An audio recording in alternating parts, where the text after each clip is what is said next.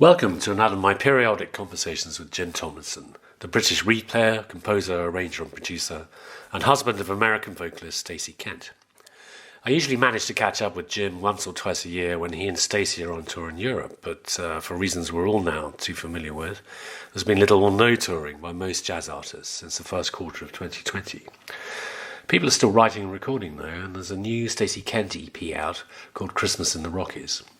In a Skype call with Jim at his and Stacey's home deep in the countryside west of Denver, Colorado, we chatted about why and how the EP came about, and about life under lockdown for two artists whose usually very packed touring schedule was brought to an abrupt halt. I started our conversation by asking Jim if he could remember when and where he last performed. Next gig was on maybe the 1st or 2nd of March in Arizona. Okay. So, right. Okay. at there's a musical instrument museum there in Phoenix, and which it's an amazing building and an amazing collection, and they have a small music theater there, and they put on concerts, and that's where we last played. That was the end of February, very beginning of March. We got back here.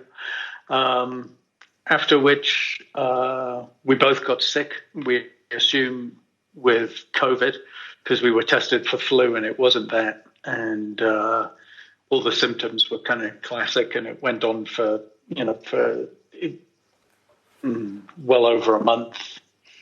For me, slightly longer, with sort of a couple of days a week of feeling shit and then feeling okay, and then same again the next week. So it sort of had a pretty long tail.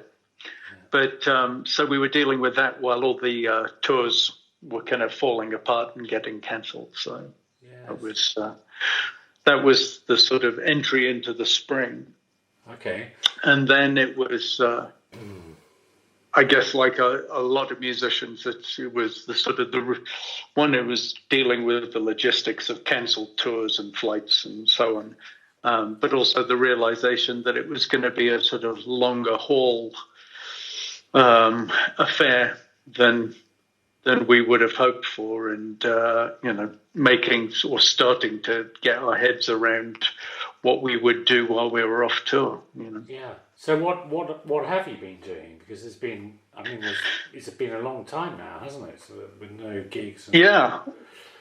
Well, so on the domestic front, you know how much we tour, and yes, so I know. to actually this is the longest stretch we've been at home consistently for over 20 years. Yeah. So. Okay. There's been a sort of inevitable amount of sort of nesting and DIY and gardening and so on, trying to sort of take advantage of that. It's like everyone's sort of looking for their sort of constructive positive out of this.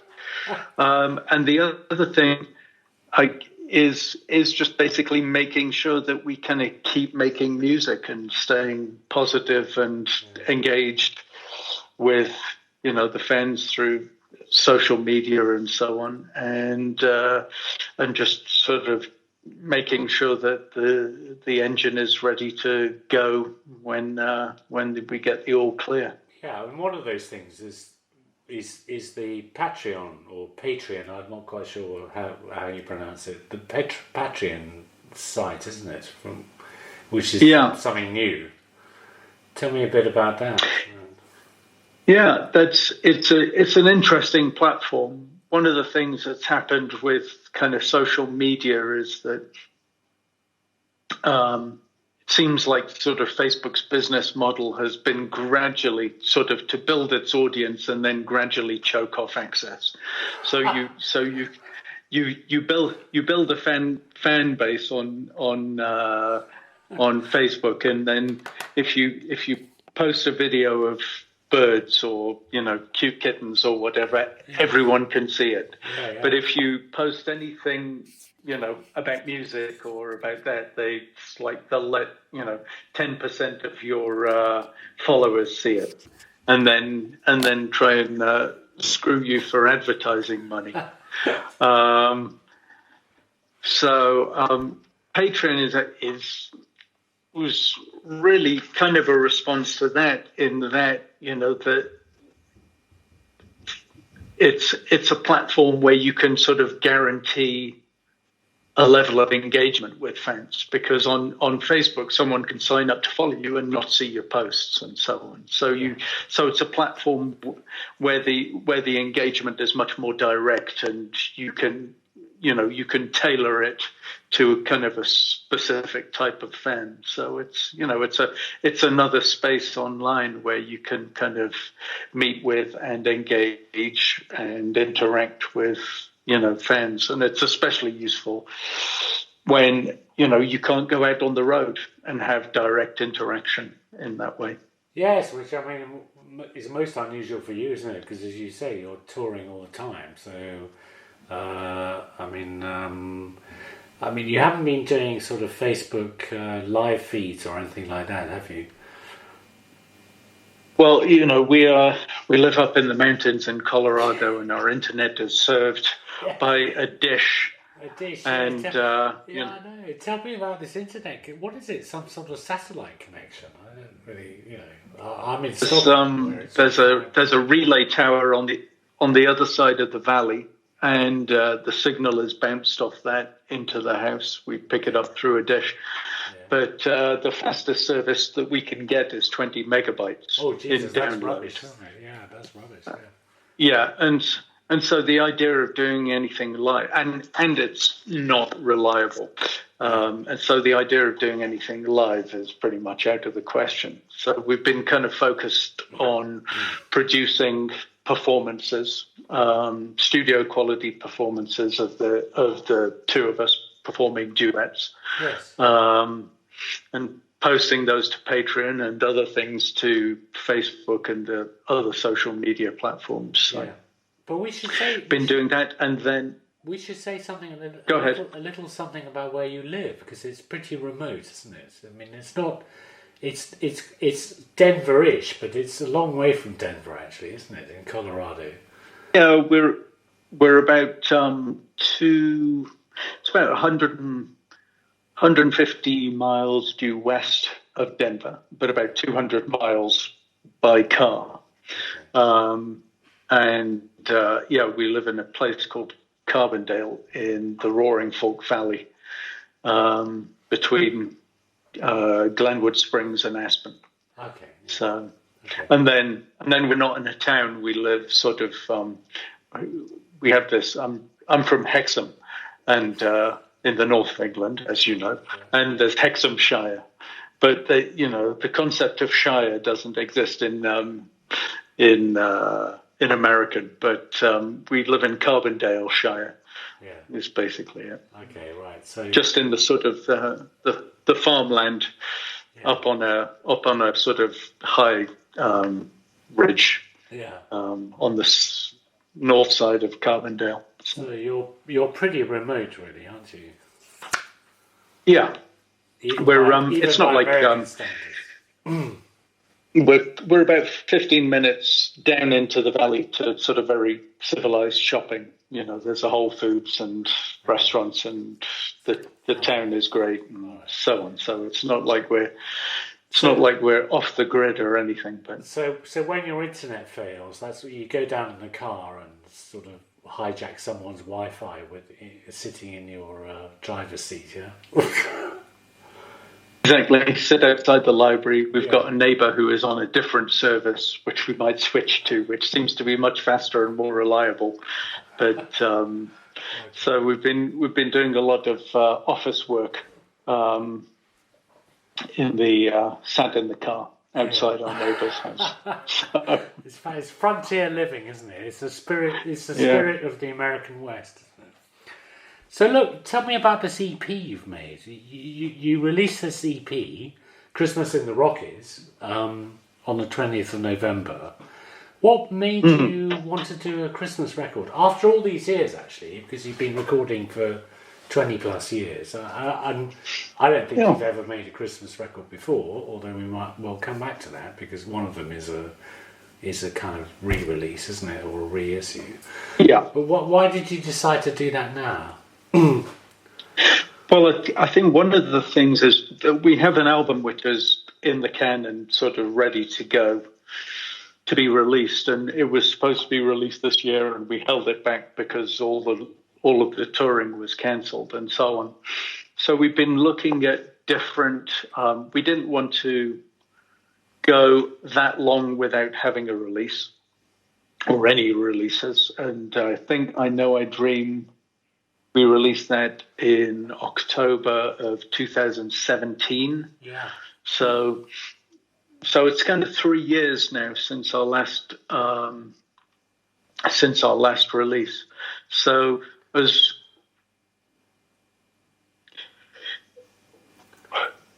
was very difficult. Obviously, we're in Colorado. The band's in New York. Everything was locked down and so on. So we were looking at what kind of recording projects can we do that would be manageable under the circumstances. And we came up with the idea as soon as the lockdown in New York permitted the band to go into the studio, that we would just set aside an afternoon and record a 3-track EP. And seeing as we knew from the timing of when the studio was going to be available and the band was going to be available, that the earliest we could release it was around November. It kind of made sense to do something Christmassy.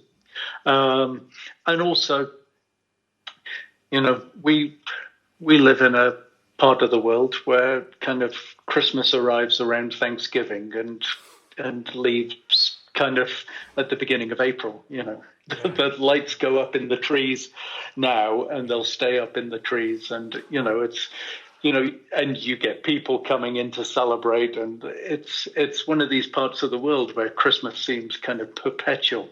So it kind of seemed like the right atmosphere to kind of produce this music. So and it's the band who's accompanying you. It's what, piano, bass, drums, and I think there's a guitar in there as well somewhere. Maybe that's you. Yeah. I'm not sure.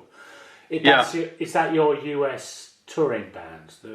It's not Graham and Josh and the others, is it?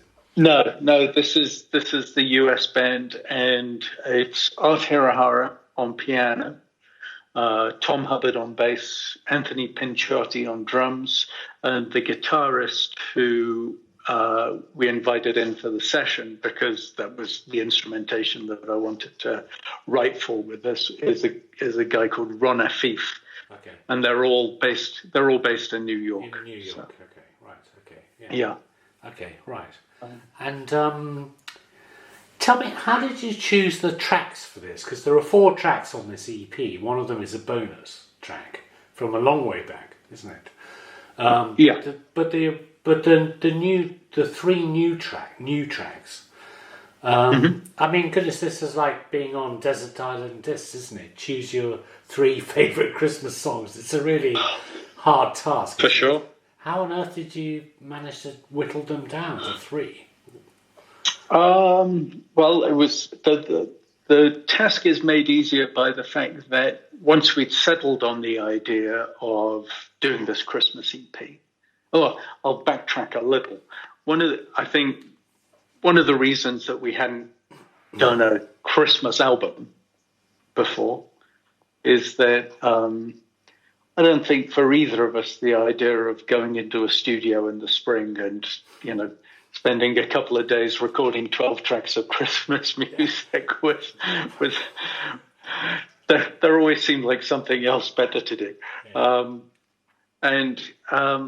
So sort of breaking it down into manageable chunks, or like, mouthfuls, as it were, seemed like a great idea. And so there's every chance that we'll do another one next year. Aha, okay, right, okay. Because, it's very easy sort of to go, Christmas music, it's Christmas music, etc., etc. But one of the things that we wanted to do was, obviously, the 3 tracks, I should say, are Sleigh Ride, Christmas Time Is Here, by Vince Guaraldi from the Charlie Brown Christmas, and Winter Wonderland. So of those of those 3 tracks, actually only Christmas Time Is Here is a proper Christmas song. Yes, I think that's true, isn't it? Yes. Partly because, Winter Wonderland and Sleigh Ride, they're not Christmas music, they're season music. Exactly. Yeah. And I, obviously there's a different mood, there's a different set of imagery, there's a different flavor to these things. And they work very well in the Christmas context, and they are traditionally treated as Christmas music. Yeah. But if you were to do a collection of songs about the seasons, well, you could happily include those, and they wouldn't necessarily, in that context, be Christmas music. No one thinks twice if you go to a jazz gig in December and hear a band playing Summertime. So, why on an equitable basis should it be any stranger to go to a gig in the summer and hear someone playing Winter Wonderland? Well, exactly. Yes. So we wanted to sort of pick classic songs that that we could put our own kind of stamp on, but also pick songs that just had a slightly kind of broader outlook than just like the 25th of September. Yeah, so it's kind of like Dean Martin's a winter romance album that you can listen to all year round, with the exception of Christmas Time Is Here, perhaps. Right. I know you're a fan of that album. I mean, who isn't? Who doesn't love Dean Martin's A Winter Romance? The Christmas album you can listen doing it. Yeah, the Christmas album you can listen to all year round. I mean, the key thing is that that there are, in terms of the arrangements, there are signature-ish Christmassy things about it, like bells. Is it about bells? Yeah.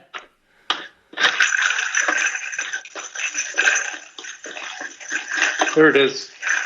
I was going to ask you where you got the bells from. Oh, that's fantastic. Yeah, that's absolutely. Yeah. No, that's lovely. I think that's fantastic, Jim.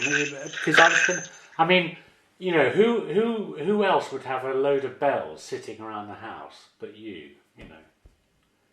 Yeah, I have a pretty sort of nice collection of percussion. Yeah, nice collection of bells. So you didn't have to go out and buy them; they were just there, were they? Sort of waiting for the Christmas records. Yeah, what can I say? It's one of my guilty pleasures. Shopping for it obviously must be. Yeah. I think that's marvelous. But I mean, Christmas Time Is Here. I think I was quite surprised by that as a selection, because it's probably much better known in America than it is in, say, the UK or the rest of the world, because it's from Charlie Brown, isn't it? It's from that Charlie Brown movie from 1965, and we don't know it terribly well over here in Europe, but it's probably a much bigger thing in the US. So I thought that was a very interesting choice. And I think it is. It's definitely very well known here. Yeah. And but one of the reasons why it sort of automatically kind of resonated for me as being something that would sound right with Stacey is that album has 2 versions of it, the Charlie Brown Christmas. One is an instrumental version of the Vince Guaraldi trio, and the other is a vocal version where they have a children's choir singing it. And there's something very kind of unaffected and simple and pure about it. And, that's a sort of element in Stacey's singing that comes across. And it just seemed like a natural selection, an obvious or an easy. No, these are all wrong.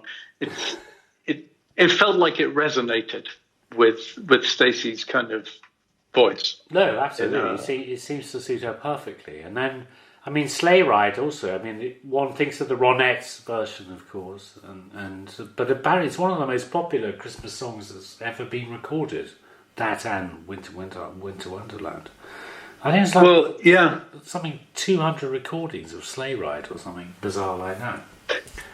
Yeah, and if you go through them, there's a huge amount of variety of different treatments. Yeah.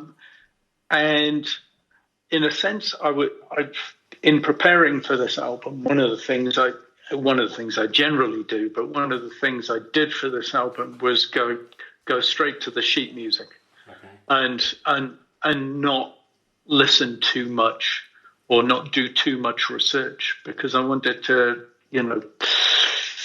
come at it from a state of ignorance or innocence, like have the sheet music and arrange it for our thing, rather than, there's a couple of recordings that I know. One is the Andy Williams recording, which is, if you check it out, I advise you do, because it's absolutely nuts. It Which just one keeps changing. Are we talking about Sleigh Ride here or Winter Wonderland? Yeah, Sleigh Ride. Yeah. And Andy Williams, and it just keeps changing key, and it's hilarious. But the other was obviously Ella's version, from A Swingin' Christmas. But one of the great things about Sleigh Ride, aside from the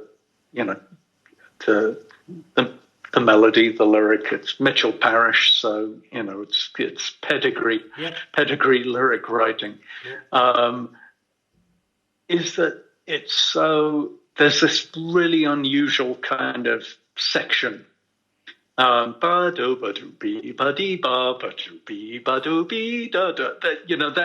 little bit at the end of the bridge sounds like it could be a Wayne Shorter tune from the mid '60s.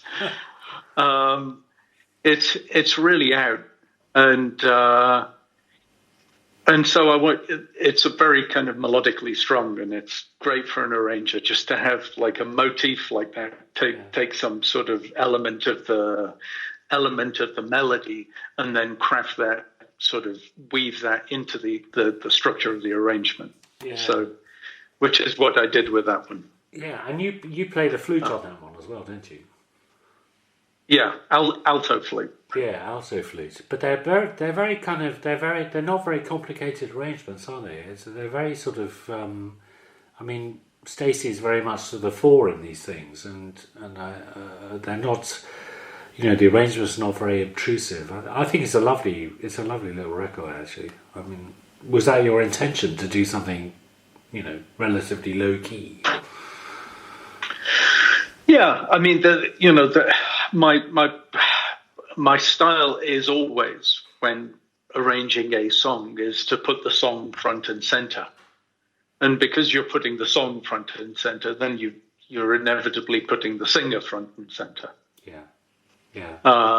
And everything is then sort of marshaled in as economic a fashion to be in a supporting role or an amplifying role. Yeah. So it's not like. So the idea was to arrange things which were quite tightly arranged, but at the same time just allow enough kind of sort of space for jazz feeling to come into it. Short solo sections, enough sections of loose comping. Winter Wonderland, for instance, has lots of different sections, so that, including arranged ensemble passages and so on. And lots of pedal sections and so on. So it's very tightly arranged, but then you get like 8 bars where it just goes into walking time. And that 8 bars becomes like really central and key to the arrangement, because it has a breakout moment. So the arrangements are all very kind of tightly structured and arced. Yeah. But to try and. Yeah, but Winter Wonderland. One of my favourite versions of that is actually Tony Bennett's on Snowfall, which I think is from, I can't remember, 1970, maybe 72. But this is a very kind of stripped down arrangement of it, isn't it?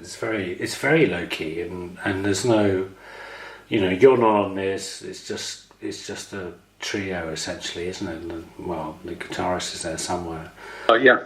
Yeah, and it's rather unusual for that reason, I think. I mean, I love Tony Bennett's version, but it's sort of, it's big and verbose and grandiose and everything else. But I think a lot of the. No, sorry. Sorry, it's your satellite dishes. Yeah, we've a bit of a delay. Yeah, we're a little bit of a delay. Yeah. Most of the classic music is kind of recorded by those big singers, Tony Bennett, Perry Como, Bing Crosby, and so on, and the style of writing of Johnny Mathis, Andy Williams, etc. And the style of writing is generally sort of ornate orchestral. So, the idea was to, first of all, there's a limit to how many people you can bring into a studio right now. So that's a constraining factor, but I don't think I would have done it any differently. The idea was to create arrangements of Christmas music that sound like Stacey Kent records, which they are, but which also have a sort of timeless and a classic feel. These are not meant to be kind of throwaway tracks. These are kind of, I wanted to go back to the sheet music. I wanted to include the verse, for instance, in Winter Wonderland, and I wanted to, not just do, it's like easy, okay, 32 bars, a bit of a solo, 30, time. No, I wanted to do a proper arrangement of the actual song. Yeah. Rather than a paraphrase of a paraphrase of a paraphrase. Yeah. So. And look, tell me about the bonus track as well, because that's actually a pretty old Stacey Kent recording, isn't it? I think it's from 2000 with it's with oh goodness me, who's the pianist? Oh. It's Dave Newton, Colin Oxley, Dave Newton, and Simon Thorpe on bass. Yeah. So that's very interesting, actually, because I don't think that was ever released, was it? To be honest, I don't know. I've seen CD versions of it for sale online, but I'm not sure whether those were just like copies of the pressing that was done for radio. So we basically. We did that as a single for Candid, who we were signed with at the time, basically as a radio single. And I think it was licensed on a few Christmas compilations along the way. But it made sense when we were doing this to we dug out the deck master and remastered it so that it kind of fit more comfortably in the kind of sonic world of the other three tracks, and put that out as part of the EP. I see, yeah, because it's 20 years old, isn't it, that particular recording?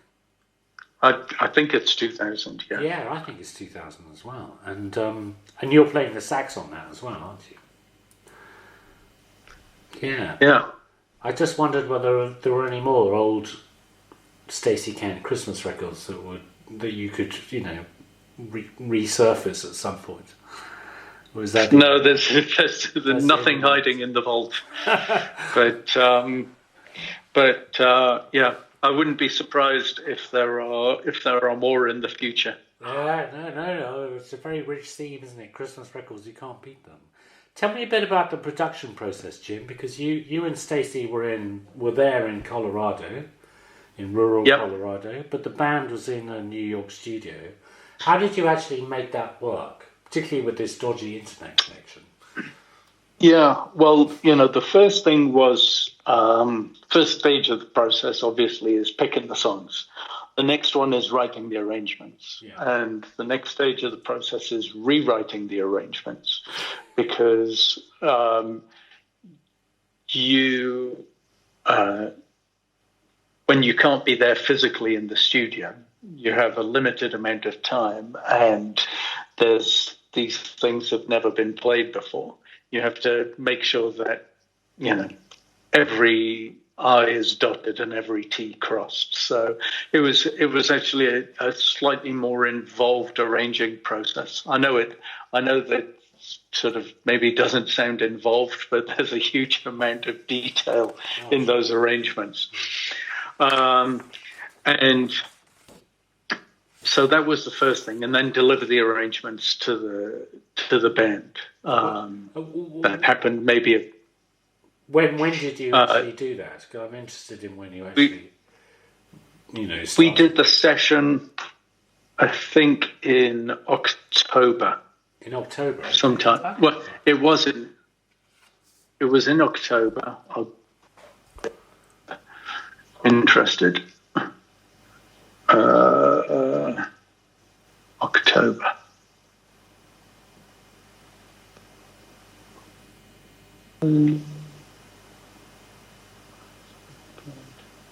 So it was only last month, actually. Yeah, October the 5th. Okay, right. Was the recording session. Okay, I thought you might have done it in the heat of summer. No.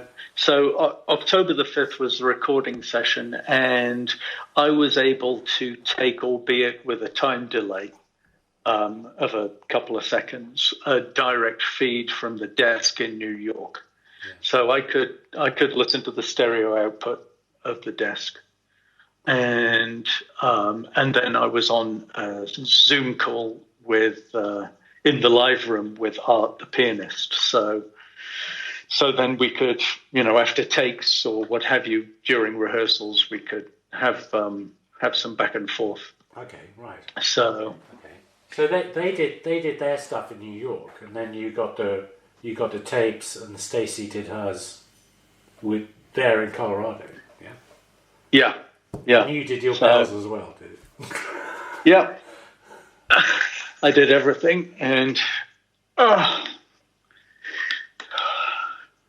there's my joy. Well, that was my next question. Yeah, I wanted to ask you about this. Yeah. Because that's a very special thing, isn't it, Jim? And tell us about that. And we're not going to do video on this, but we're going to. So I'm just doing audio. But Jim is waving around a big, rather old-fashioned microphone. So you need to tell us about that, Jim. And why? Yeah, it's a Neumann M49, which is a classic, one of the classic Neumann microphones. This one is from the mid '60s, I think, and I got it from the Toshiba studio in Japan, in Tokyo. But how did you know they were selling them? I mean, that was pretty smart move, wasn't it? The internet is a wonderful thing. Yeah, it is. And so one of the first things I did during lockdown was, I didn't know, obviously, how long we were going to be here and what we were going to be doing. But I figured that it was quite possible that we would end up doing a lot of recording here. And that I needed to up my game in the studio, because we were going to be ordinarily where we would record master vocals and so on in the studio back in England with Curtis Schwartz. Yeah. We were going to be doing work here. So this is the same kind of microphone that Curtis has back in the UK. And so what I wanted to do, because I didn't know how much recording we were going to be doing here, whether we would have to be mixing master vocals done here with master vocals recorded back in the UK and so on, was to copy the recording chain that we have back in the UK. Yeah. So you found this beauty and got it shipped to Colorado. And how old is it? About my age. Yeah, so for about 25 or something. Yeah.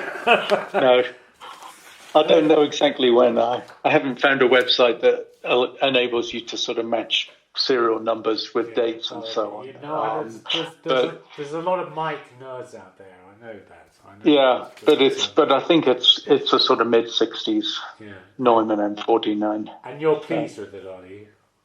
Yeah. It's a great microphone. It's just, it obviously helps to have a great singer too. Well, no, of course. But we live in strange times, don't we, where a microphone is the most interesting thing that's happened to us for several months, isn't it? But it looks like it looks like beauty, though. I have to say, I'm rather jealous. Yeah. I wouldn't know what to use it for. It's attractive. It's a nice piece of equipment. But on a sort of just behind the scenes, I mean, I won't tell you which tracks and so on, but some of the master vocals on Stacey's Blue Note records were recorded as guide vocals on an SM58 in the control room, and so I don't want to overemphasize the importance of having just the right microphone to making great records. It's some of her vocals were done Bono style. So. All right, let me just ask you three more questions, Jim. Is there Christmas in the Rockies? Is there a CD of this or a vinyl version? Because at the moment everything is online. I've only heard it through Spotify, for example. So I don't know. And I think Stacey's website is being rejigged at the moment. But it is. Yeah, that's one of the lockdown projects. So the answer is no, not at the moment. The answer otherwise is probably yes at some point in the future. Obviously, it's in a sense there's no market for releasing an EP, especially with all the shops shut, etc., etc., etc. So I think probably what we'll do is, in a couple of years when we've recorded an album's worth of Christmas music, that will get released physically as a collector's item, which is essentially what CDs are these days, anyway. On CD and vinyl. But I know a lot of the audience still rely on CDs, and I just wondered how they might access this music if they're not actually. I don't know if they're not aware if they don't stream. So, but I mean. Yeah. And you mentioned the new album earlier. When can we expect that? Do you think? Yeah, because I think it would have come out now, around about now, wouldn't it? If we hadn't. It would. This. So the chances are it'll come out in the fall of next year. That's a year from now. Obviously. Yeah, sort of 10 months. Yeah. 9 months. Everything is sort of up in the air. It depends when touring grinds back to a beginning again. So we'll see. But that's going to be a nice album. Looking forward to getting that out. So okay, and it won't be an orchestral album this time. No, it's basically an album that's compiled from 3 different sessions that we did. One in the UK with the British band. And a couple of sessions we did in New York with the American band, and it's basically a collection of a bunch of tunes that we've been playing live for a time that we never recorded, and they are tunes that people come up to us after shows and go, "Which record is Thinking About the Rain on?" And it's a Cliff Goldmacher song, isn't it? Yeah. And so those are the ones we recorded. So it's sort of a by request almost, but it's new. It's new. They're new tunes. They're not standards, or it's a mixture. Okay, right, all right. I know you're not supposed to say anything. Oh well, you know, I can trail it a little. You can trail it. Yeah, trail it. One of the other things that we've been doing while we've been here is I've been writing a bit more with Cliff and with Ishiguro. So, and you know, that's one of the things that we've been doing on Patreon is like when we with the Ishiguro songs. Did we do one with Cliff yet? Not yet, but we will do. I've got a couple of demos ready with Cliff that we've been releasing sort of demo versions of these new songs. So I've got a couple of new songs with Ishiguro, one called Tango in Macau and the other one called Craigie Burn. And so people who are Patreon members get a sort of a peek backstage behind the curtain as to the process of composing and demoing these songs and then sort of, you know, bringing them to sort of the performance space. Yeah. And I think the Patreon members also get to see you cook, don't they? You know, we share the odd recipe and so on. And I don't want to blow my own trumpet, but you know, I'm a much better cook than I am a saxophonist. That's for sure.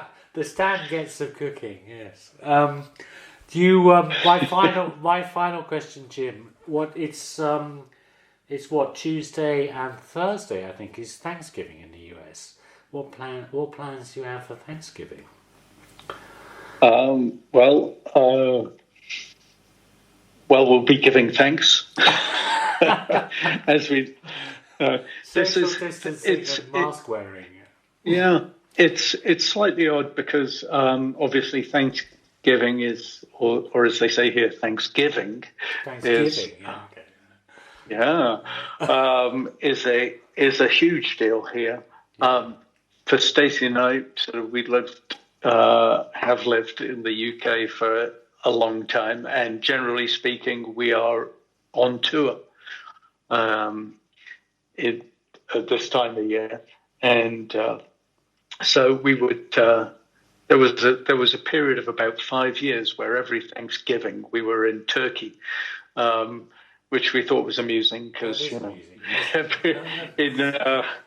we're in Turkey and Turkey is in everyone else. Turkey's in you, yes. Yeah. Unless you're a vegetarian. Yeah. But no, we will probably just go for a walk around the ranch with a couple of neighbours, socially distanced in the outside, and then we'll just carry on with the day like any other day. Okay, but it sounds terrific, though. It sounds terrific. Well, look, and Tiki, now you've got snow as well. That's even lovelier, isn't it? You know, even we haven't got snow, and we're in Sweden, for heaven's sake. Yeah, well, you will. You're not up north, though, are you? No, Jesus, no. But we are actually in the middle. But it's much further up north than people realise. Thank you so much for talking to me, Jim. I've really enjoyed it, and I've really enjoyed the EP as well. I think it's so fun that you've done a Christmas record. I just love Christmas records, actually. Who doesn't? You'd have to be mad not to, wouldn't you? Exactly. Yeah, it's amazing you haven't done one before, actually.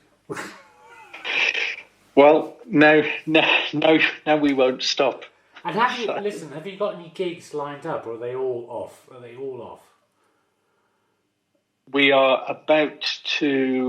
We're planning to go back on the road in the spring, but all that depends.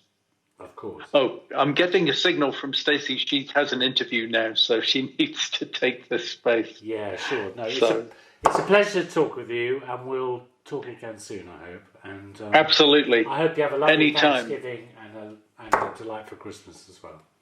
All right, you too. Yeah. Take care. Yep. See you soon. Bye-bye. Bye. Bye.